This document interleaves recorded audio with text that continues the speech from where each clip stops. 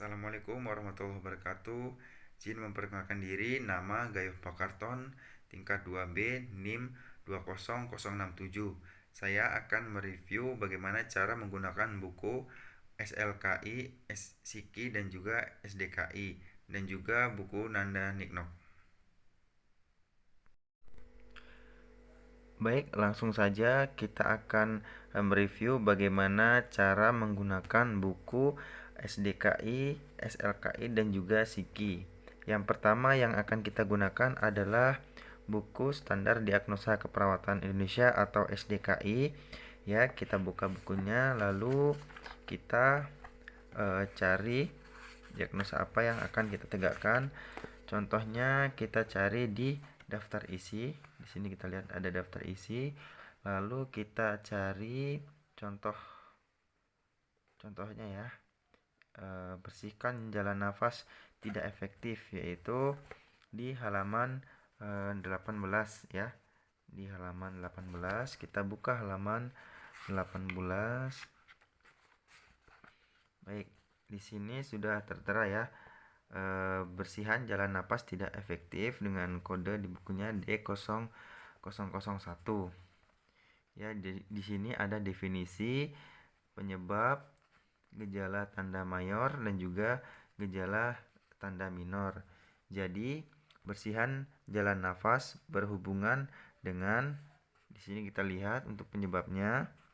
Di sini ada splasma, ya kita ambil contoh satu, splasma jalan nafas, lalu dibuktikan dengan di sini tanda mayornya, di sini objektifnya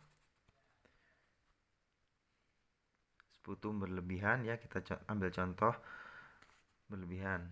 Dan untuk tanda minornya kita ambil satu, pola napas berubah ya. Jadi ini sudah kita ketahui diagnosanya.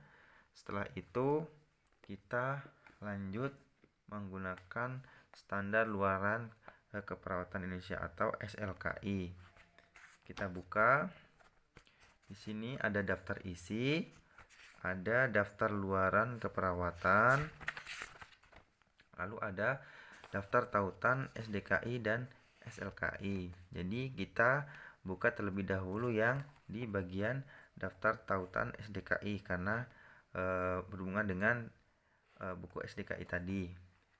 Ya, kita cari yang tadi, bersihan jalan nafas tidak efektif, yaitu di halaman 154. Kita buka halaman 154.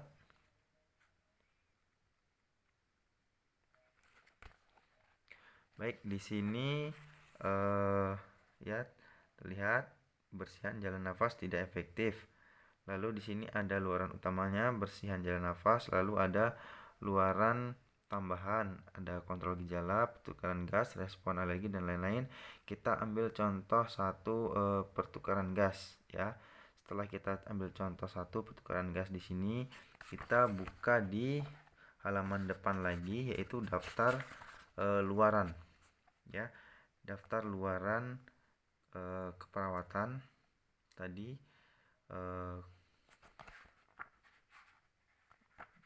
kita lihat lagi tadi ya, pertukaran gas. Jadi kita buka di sini pertukaran gas.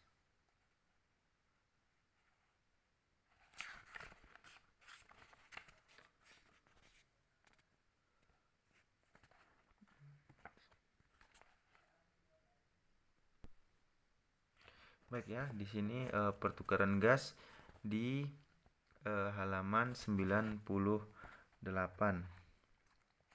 Halaman 98 kita buka.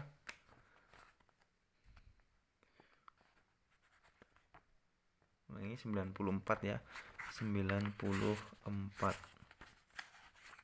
Ya, di sini pertukaran gas ya. Di sini ada dijelaskan, ada definisi, ekspektasi, tingkat kesadarannya.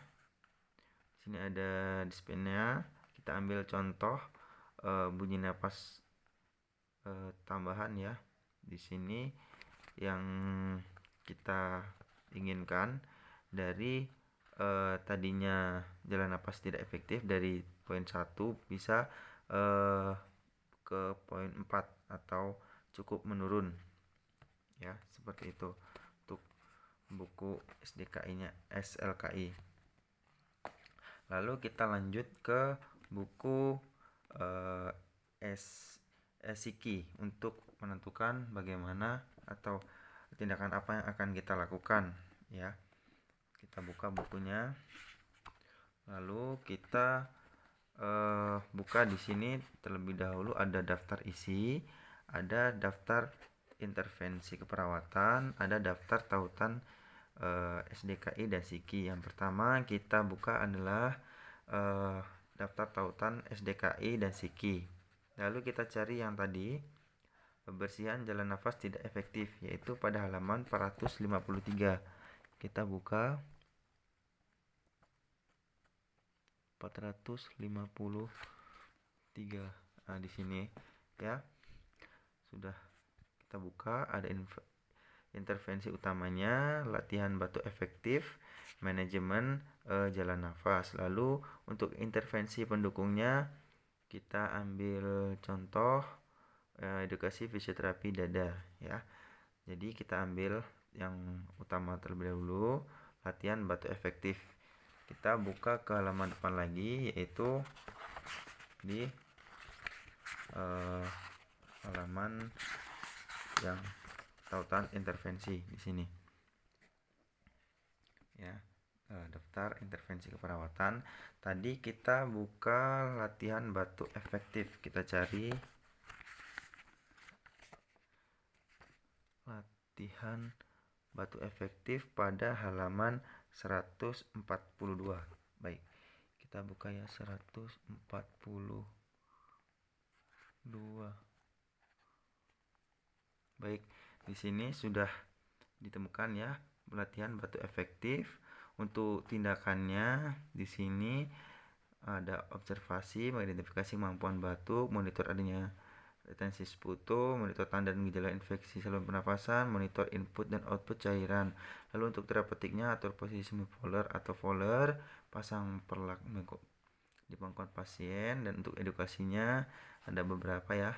Di antaranya jelaskan tujuan prosedur batuk efektif dan lain sebagainya, sampai dengan anjurkan batuk dengan kuat langsung setelah tarik napas dalam yang ketiga. Kita sesuaikan dengan kriteria dari pasien.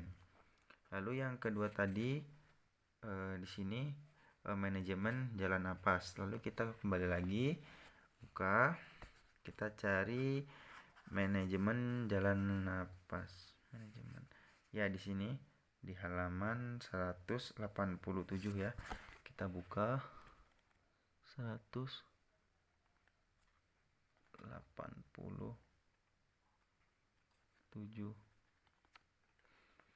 Nah, di sini manajemen jalan napas ya.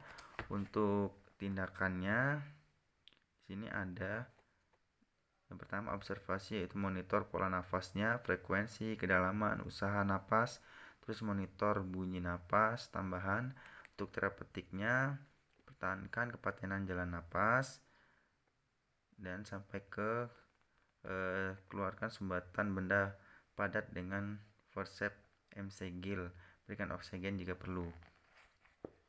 Baik, itu tadi manajemen jalan napas. Lalu kita tadi ambil contoh edukasi fisioterapi dada ya.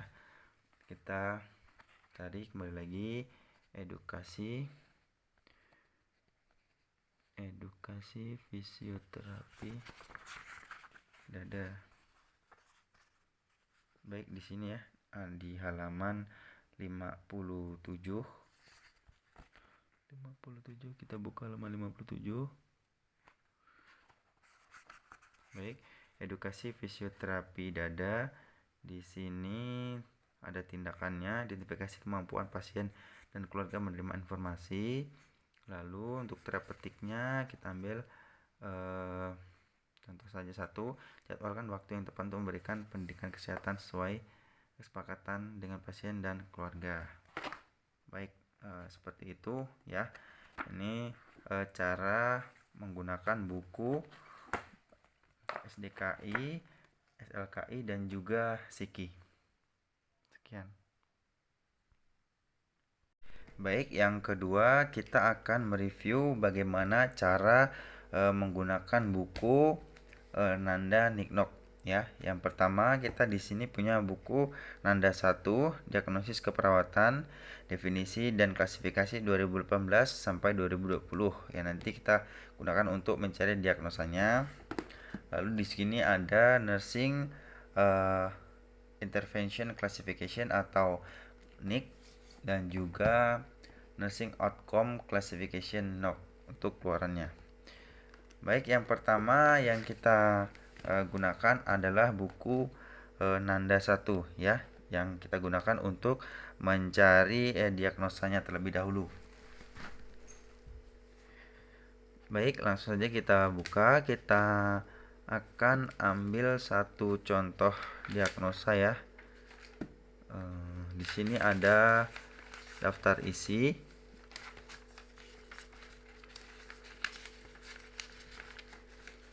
Ya, di sini ada daftar isi. Kita lihat daftar isinya.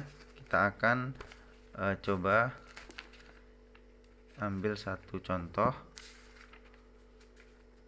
Nah, kita akan ambil contoh mual ya. Diagnosanya mual pada halaman 444. Kita buka 444.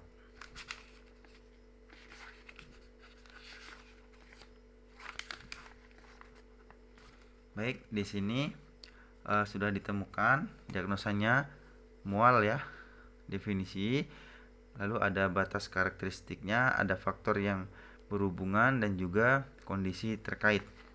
Ya, untuk mual sendiri di sini karakteristiknya, batas karakteristiknya ada beberapa. Di antaranya ada sensasi muntah, peningkatan melan, rasa asam di dalam mulut. Lalu untuk faktor yang berhubungannya kita ambil beberapa rasa atau makanan yang tidak enak ya di sini. Dan juga kondisi terkait di sini kita ambil contoh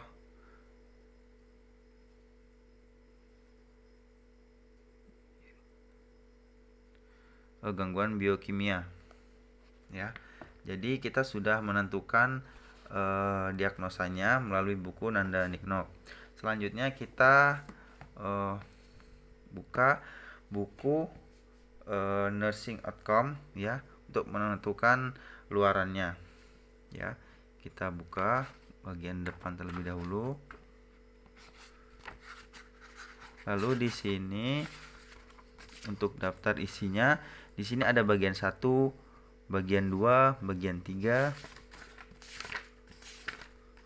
bagian 4, bagian 5 dan bagian 6 ya.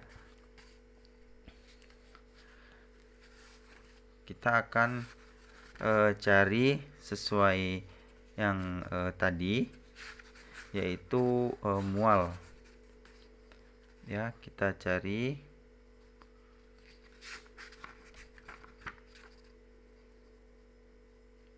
mual.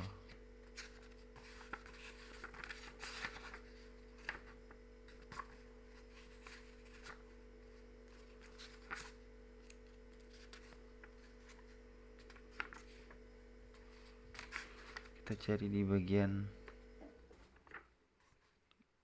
di sini di halaman 642 ya. Kita cari, kita buka halaman 642.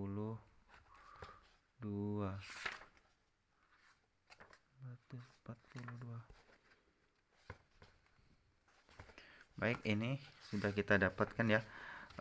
Mual di sini ada untuk outcome-nya, mengukur penyelesaian dari diagnosisnya, ada nafsu makan, ada kontrol mual dan muntah. Lalu di sini ada kepuasan klien kontrol gejala. Lalu kita ambil contohnya tingkat ketidaknyamanan. Lalu untuk outcome yang berkaitan dengan faktor berhubung atau outcome menengah, kita menggunakan keseimbangan elektrolit atau asam atau basa. Ya, kita buka terlebih dahulu yang nafsu makan ya. Kita akan buka di bagian depan.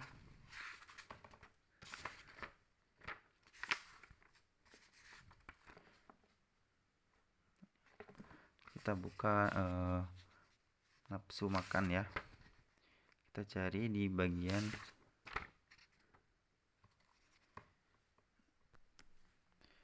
kita cari di bagian outcome-nya nafsu makan. Oke, di sini sudah terdapat di halaman 319 ya. Kita coba buka halaman 319.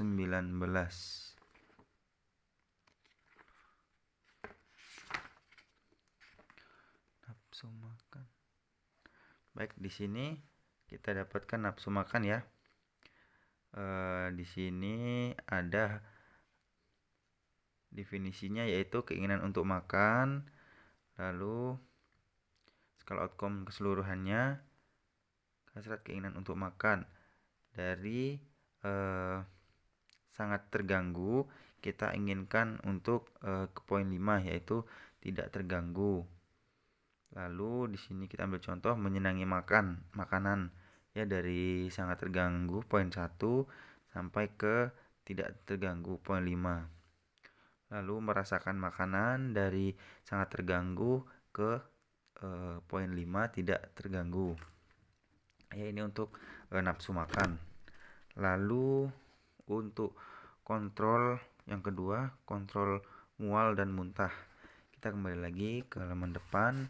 Itu outcome-nya. Jadi kontrol mual. Baik, kontrol mual dan muntah ya. Kita cari kontrol mual. Baik ya, di sini kita dapatkan di halaman 246 kontrol mual dan muntah. 246.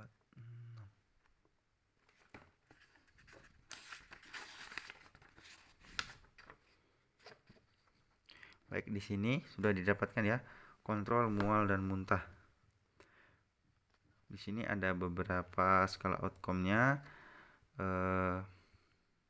Kita ambil contoh mengenali stimulus pencetus muntah. Tadinya dari skala 1 menjadi 5, yaitu secara konsisten ditunjukkan. Menghindari faktor penyebab. Lalu mendeskripsi menggunakan obat antiseptik yang direkomendasikan dari tidak pernah ditunjukkan poin 1 ke 5 ya.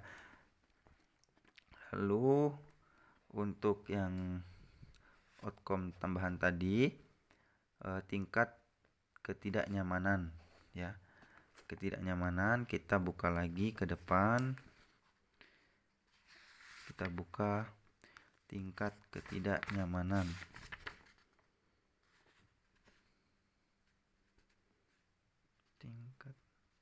Baik, di sini kita temukan halaman 576 ya.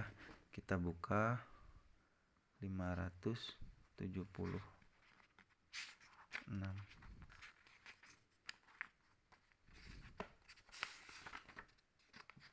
Baik ya, di sini ada banyak sekali untuk tingkat ketidaknyamanan.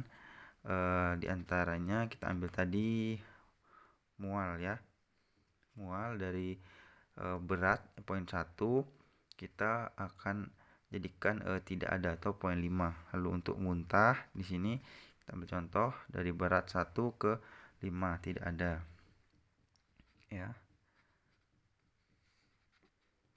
Baik.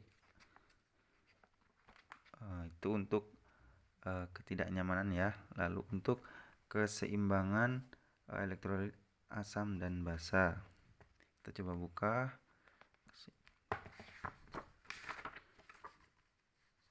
Keseimbangan. Baik ya, halaman kita dapatkan 193.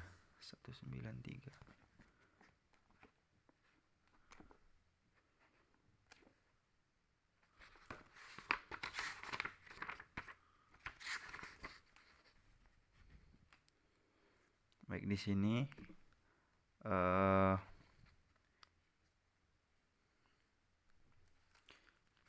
baik, setelah kita menentukan outcome-nya, selanjutnya kita akan menentukan intervensi atau tindakan yang akan kita lakukan dengan menggunakan buku Nursing Intervention Classification atau NIC ya.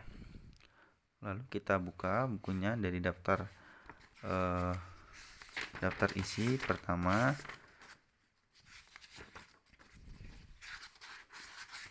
Bagian ini di daftar isi. Ini ada beberapa bagian 1, bagian 2, bagian 3, bagian 4, bagian 5, bagian 6. Lalu kita cari tadi sesuai diagnosa kita, yaitu mual ya. Mual di sini di halaman 556. Kita buka 556.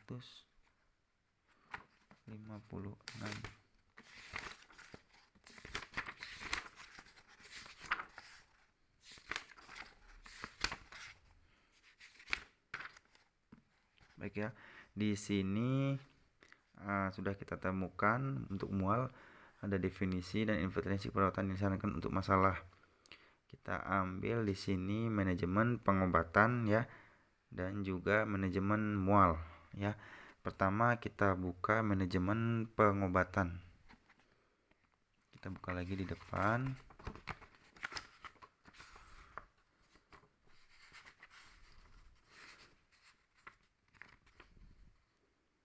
Manajemen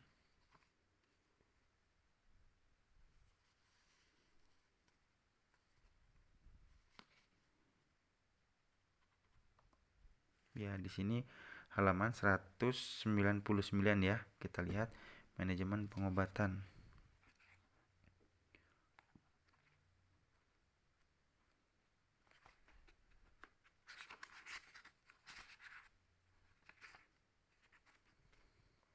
Baik, di sini untuk manajemen pengobatan sudah kita dapatkan aktivitasnya. Di antaranya tentukan obat apa yang diperlukan dan kelola menurut resep atau protokol. Lalu kita ambil contoh, tentukan kemampuan pasien untuk mengobati diri sendiri dengan cara cepat. Monitor pasien mengenai efek terapeutik obat dan lain-lain sebagainya ya, yang berhubungan dengan gejala dari pasien. Lalu yang kedua tadi kita ambil manajemen mual ya. Kita cari ke depan lagi manajemen mual.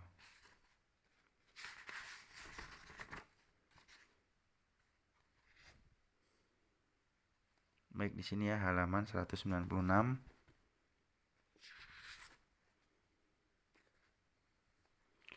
Baik ya, di sini untuk aktivitasnya atau tindakan yang akan dilakukan banyak sekali ya. Kita ambil contoh yang berhubungan dengan pasien. Contohnya, lakukan penilaian terhadap mual termasuk frekuensi, durasi, tingkat keparahan, dan faktor-faktor pencetus dengan menggunakan alat atau pengkajian seperti self-care, jurnal, visual analysis scales, timbangan analog visual, Duke descriptive scale, dan Rhodes Index of Nausea of and Vomiting atau INF ya. Baik, seperti itu untuk penggunaan buku Nanda Niknok. Lebihnya terima kasih.